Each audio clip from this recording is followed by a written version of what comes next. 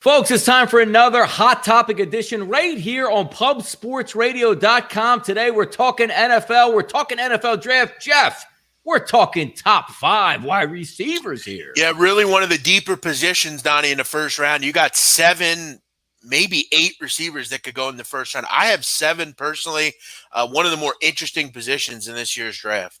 Yeah, no, it's going to be a lot of fun to go over because I think we can take a look, Jeff. The number 1 overall prospect nationally would say Jerry Jeudy, right? So if we take Jerry Jeudy out of the equation in this, who comes right after that? Because there's a lot of arguments going for or against some of these guys like CeeDee Lamb, Henry Ruggs, Justin Jefferson. But you're right, top to bottom, because I'm even looking around that like 10 to 15 range, Antonio Gandy-Golden, a lot of guys that most people might not know about, but there are some stars in this draft, Jeff. Yeah, I mean, Antonio Gandy-Golden, it's interesting. He's the first guy we talk about.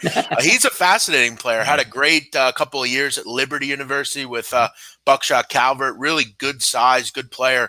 Look, the best receiver in this draft is Jeudy. Yeah. But a lot of people like CeeDee Lamb. He's a bit taller. He's got that Devontae Adams, DeAndre Hopkins type of ability. Really fast, can burn you, go up and get the football. I think you have 3 teams in a row, Donnie, that could take receivers, whether it's the Jets, Raiders, the Niners. I think they're going to be looking for a receiver, the Eagles, the Vikings. There are just so many. For me, I'm taking Jeudy over everybody. I mean, just the ability that he's had over the last couple of seasons. I like Jerry Jeudy a lot. Let me ask you a question here, because we take a look at Jerry Jeudy and take him off the board, right? Which leaves us that CeeDee Lamb, Henry Ruggs, Justin Jefferson in that range. Do you knock CeeDee Lamb at all, Jeff, for coming from the Big 12 and coming from that Oklahoma-style offense where you say, well, maybe it's not so much pro set? Do you downgrade that? You say, you know what? The production is there. The kid looks good. I'm taking him regardless. Yeah, I don't really put a lot of stock into it, but if you're saying to me, who would I take, Jeudy or Lamb?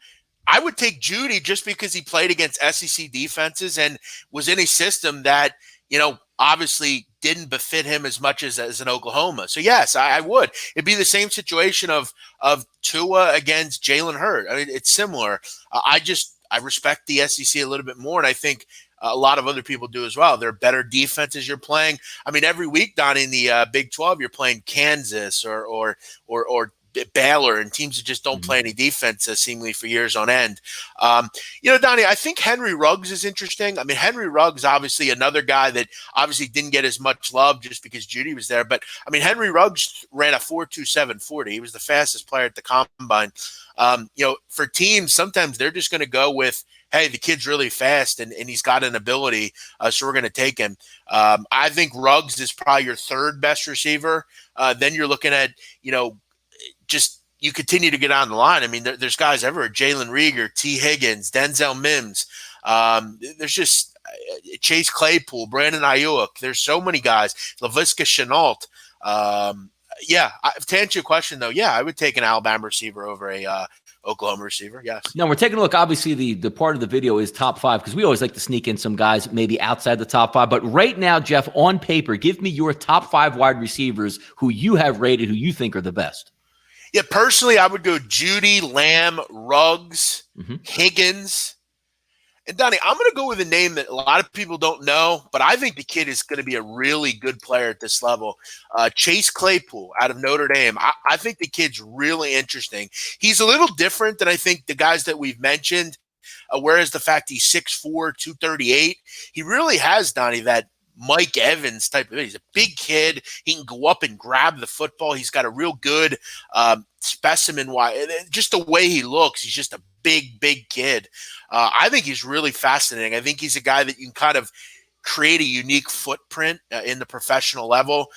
He's not going to be a guy that runs, a 4.27 or a 4.3. He's going to be up more towards the 4.42 range, but still a strong kid, a kid that's going to go up and grab and command the football. He's going to be able to overpower smaller corners. I like the kid a lot. I really, really do.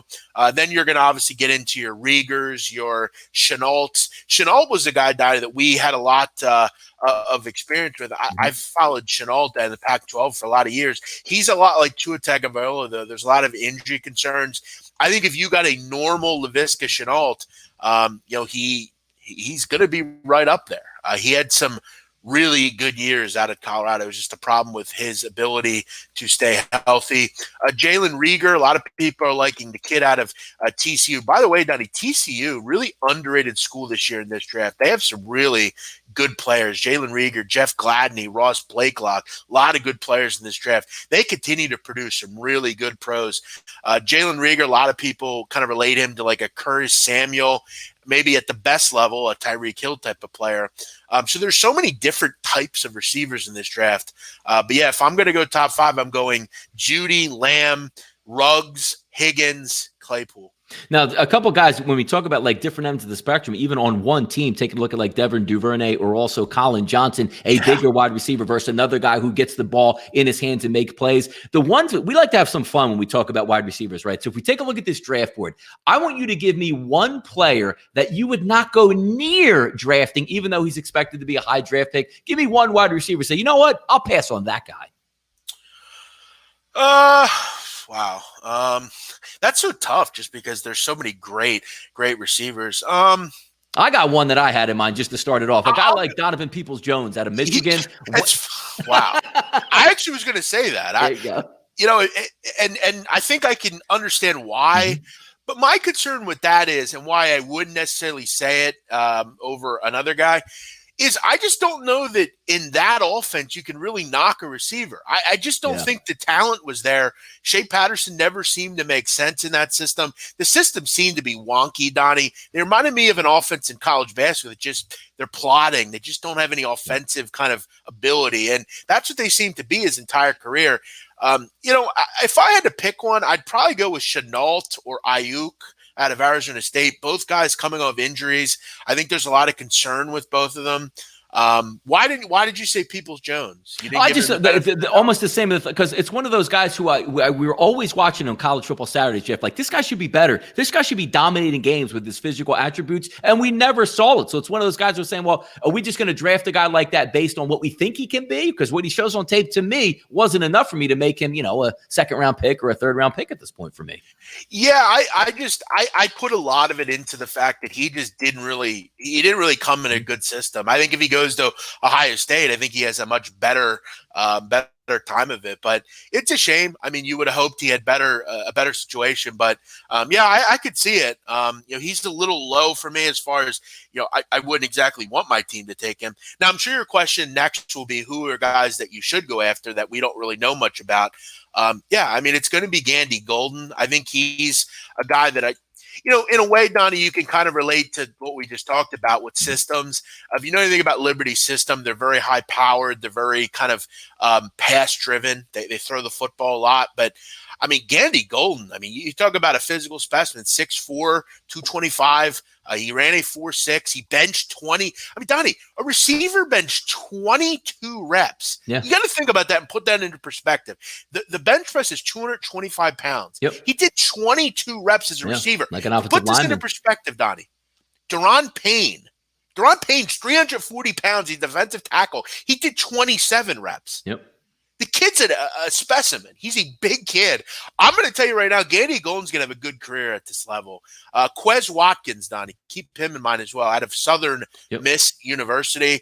He ran a really good 40 time, really kind of an electric water bug type of player. He's not going to do anything physically. 6 foot 185, but he's a kid that I think anytime you see a player like this, you think immediately of a Tyreek Hill type.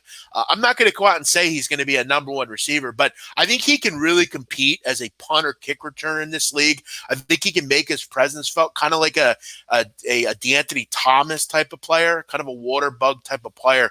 Quez Watkins had some really good games last year in that Southern Miss offense. No, it should be a lot of fun here to keep in mind. The wide receivers, certainly us being in Philadelphia, we have our mind on the wide receivers as we would like to pick one. Leading off on this video, Jeff, the Eagles draft in the early 20s. They're looking for a wide receiver. Who is going to be there? I got to tell you, I really have belief they're going to trade up, Donnie. I really do. I just keep thinking about Howie Roseman. I think he believes that he needs to go out and get the best receiver. And I think he's going to put some kind of package together. I'm always one to have picks in the draft just because I know how talented drafts can be. But let's just say they stay at 21. I think T. Higgins is the pick. If I were making it, I would take Chase Claypool personally. I just think he's a really fascinating player. I think he can go up and grab the football. But they have some picks. They have a second-round pick. I just hope they don't go and pick an offensive guard or an edge rusher. I think they have those picks positions figured. They've got to go receiver here. But at the end of the day, Donnie, as we said, there's really not a bad pick here. The only bad picks for them would be Ayuk or Laviska Shenault. I do not want any business with them. The problem is this team loves taking Pac-12 players and injured players. They did it with Sidney Jones a couple years ago. That's my concern. It just is. I'll go T. Higgins, though. I want them to draft up. Go get Judy, and you will not hear me say one bad thing about this team all year. Nope, spend that draft capital, get that player. Look, we're going to have a lot to talk about over the next 2.5 weeks here in the NFL draft with pubsportsradio.com. Make sure you check out everything, including all the blogs at pubsportsradio.com. He's Jeff Nadeau. I'm Donnie Seymour. Tune in tomorrow for another hot topic as we hit this draft and get you prepared right up until draft day.